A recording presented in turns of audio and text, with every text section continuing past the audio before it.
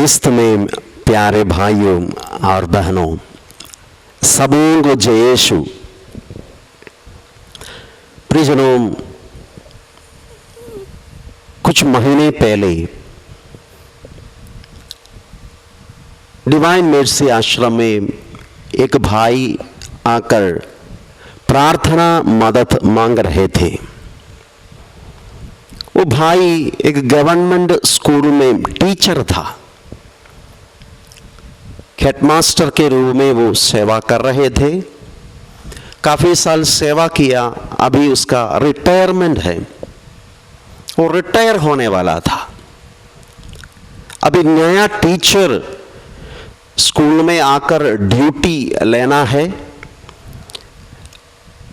और ड्यूटी लेकर, चार्ज लेकर टीचर साइन करके देना है, ताकि ये जो भाई है उसका पेंशन का कागज सब आगे फॉरवर्ड कर पाएगा। लेकिन प्रॉब्लम ये था, ये जो हेडमास्टर है, भाई जो प्रार्थना के लिए आए थे, वो एक दलित था,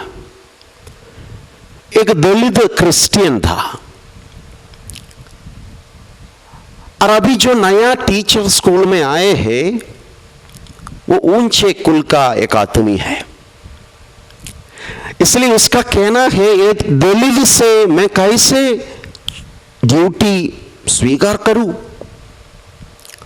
मैं उससे ऑफिस का चार्ज स्वीकार नहीं करूंगा, मैं उसको घुमाऊंगा, वो थोड़ा चक्कर काटने दो, इसके बाद ही मैं उसका पेपर साइन करके दूंगा।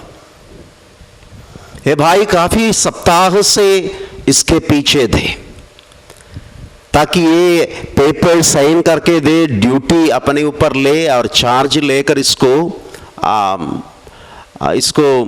मुक्त करे। लेकिन ये नया टीचर जो है, ये भाई को इतना परेशान कर रहे थे, वो ड्यूटी ग्रहण करने के लिए तैयार नहीं थे। वो भाई आकर बोल रहे थे, फादर जी बहुत परेशानी है, वो साइन करने से ही मेरा पेंशन का कागज मैं आगे कर पाऊंगा।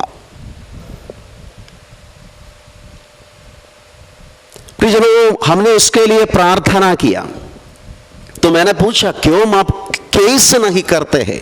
हमारे देश में ये सब अभी नहीं करना चाहिए, ऊंचे कुल का नीचे कुल का ऐसा कुछ नहीं है, हम सब इंसान हैं, हम सब ईश्वर के संतान हैं, तो इसके विरुद्ध क्यों आप केस नहीं कर रहे हैं? तो उन्होंने बताया, नहीं फादर जी, केस करने से वो मेरा शत्रु बन जाएगा, केस करने से मैं उसका शत्रु बन जाऊंगा और शायद केस में लड़ जाऊंगा, लेकिन वो आत्मी को हमेशा के लिए मैं खो दूंगा। वो कभी भी प्रभु के प्यार के विषय में समझ नहीं पाएंगे। मेरा प्रार्थना है, मेरा आग्रह है, वो व्यक्ति को भी सद्बुद्धि मिले, प्रज्ञा मिले, सभी मनुष्यों को ईश्वर के संतान जैसे प्यार करने का अभिषेक मिले, और मेरा पेपर वो साइन करके दे। ये ही मैं प्रार्थना, मैं उसके विरुद्ध केस नहीं करूंगा, वो भी प्रभु की ओर अभिमुख हो जाए, सुसमाचार के ज्योति को वो व्यक्ति भी स्वीकार करे।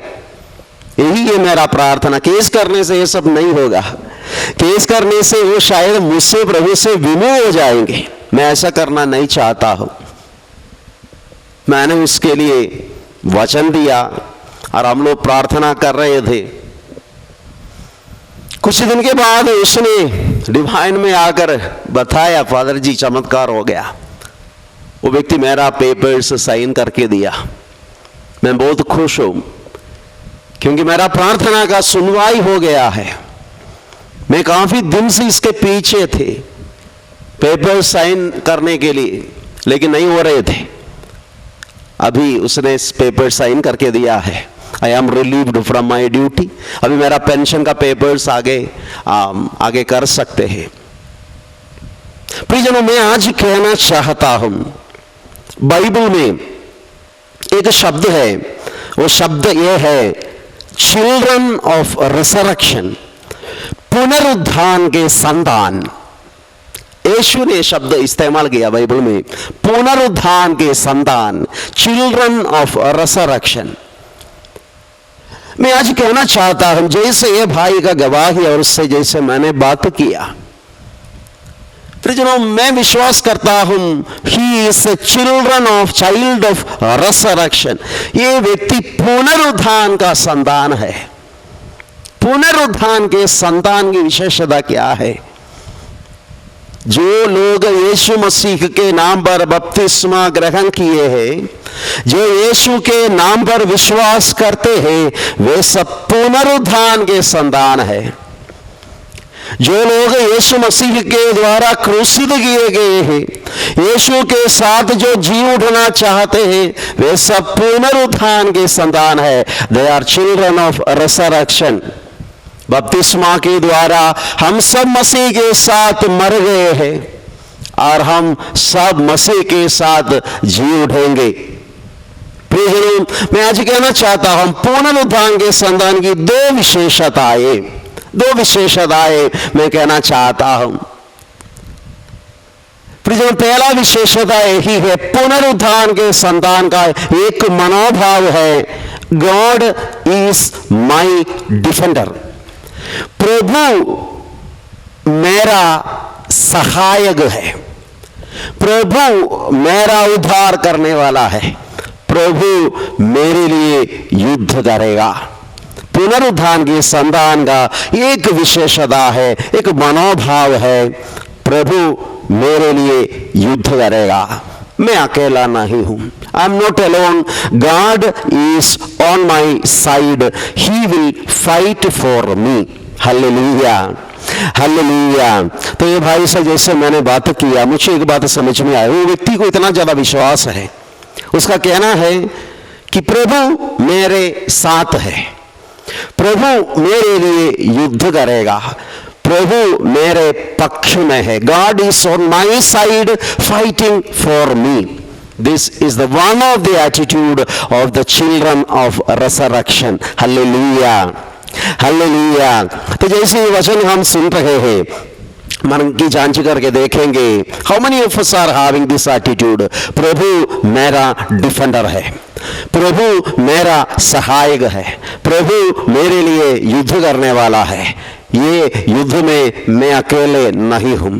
मेरा परेशानी वो कुछ भी हो, शायद आर्थिक परेशानी से आप गुजर रहे हैं, पारिवारिक समस्या से आप गुजर रहे हैं, रोग बीमारी के बंधन आपके परिवार में है, लेकिन ये आपको हृदय से विश्वास करना होगा कि God is fighting for me. प्रभु मेरे लिए युद्ध करने वाला है, प्रभु मेरे पक्ष में युद्ध कर रहे हैं। God is on my side. Hallelujah, hallelujah.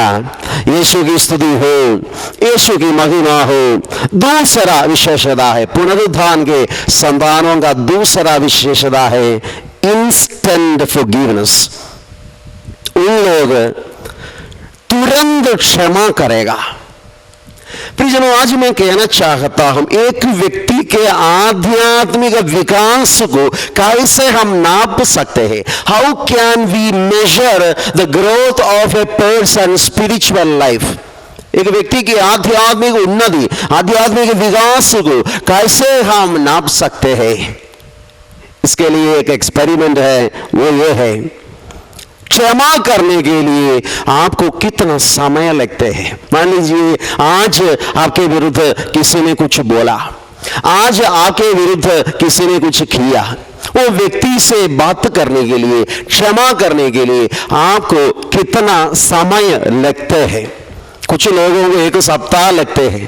पति पत्नी के बीच में झगड़ा होते हैं और उन लोग जैसे बात करने के लिए एक सप्ताह लगते हैं। एक सप्ताह शायद उन लोग चुप रहते, एक दूसरे से बात नहीं करते हैं।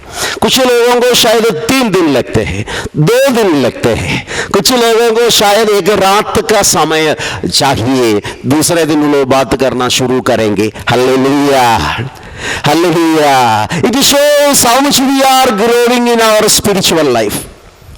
यदि आपको ज्यादा लंबा समय लगते हैं, एक व्यक्ति के साथ आपको दुश्मनी है, एक व्यक्ति से आप काफी दिन से बात नहीं किया है, आप क्षमा नहीं कर पा रहे हैं, क्षमा करने के लिए आपको लंबा समय लगते हैं, इसका मतलब यही है कि आपका आध्यात्मिक विकास बहुत स्लो है। योर स्पिरिचुअल ग्रोथ इज बहुत स्लो।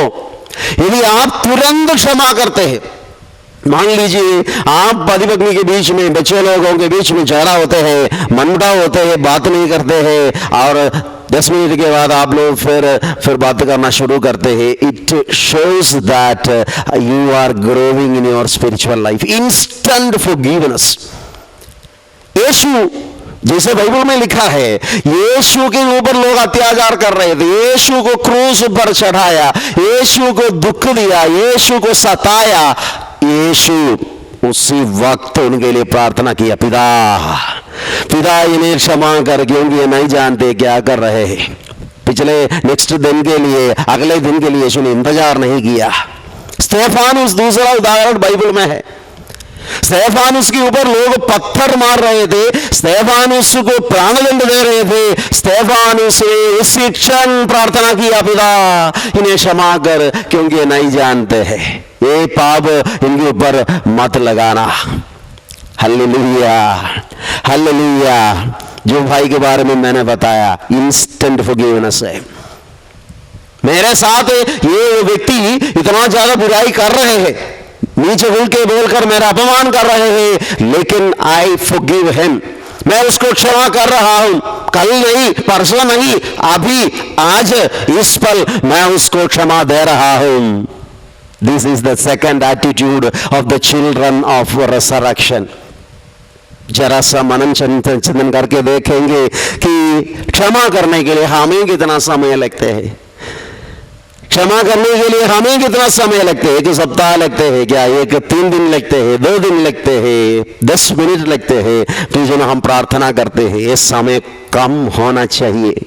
क्षमा करने के लिए हम जो समय लेते हैं वो कम होना चाहिए और कम होते आना चाहिए, ताकि हम आध्यात्मिक जीवन में आगे बढ़ेंगे और पुनरुत्थान के संतान बन जाएंगे। हम आज प्रार्थना करते हैं प्रत्येक परिवार में प्रभु अभिषेक प्रदान करे, जो यीशु के नाम पर बपतिस्मा ग्रहण, जो यीशु के नाम पर विश्वास करते हैं, वे सब पुनरुत्थान के संतान है। ये मनोभाव प्रभु उनको प्रदान करे।